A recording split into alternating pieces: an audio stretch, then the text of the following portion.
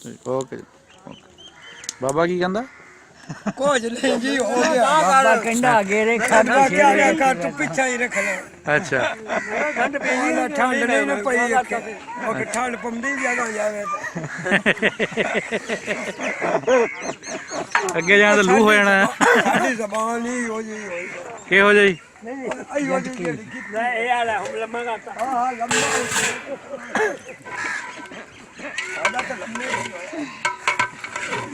ਬਾਬਾ ਬੜਾਏ ਹੋ ਬੋਤਲ ਨਹੀਂ ਆ ਕੋਈ ਨਾ ਆ ਲੱਤਾ ਮੁੰ ਚੱਕ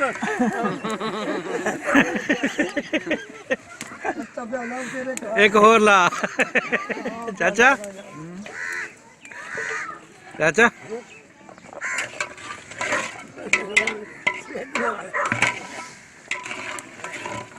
ਕਿੱਦਾਂ ਸੜ ਗਿਆ ਬਾਬਾ ਹੁਣ ਕਿ ਨਹੀਂ ਹਾਂ ਸਰ ਗਿਆ ਅੱਛਾ ਆ ਗਿਆ ਹਾਂ ਪੂਰਾ ਬਸ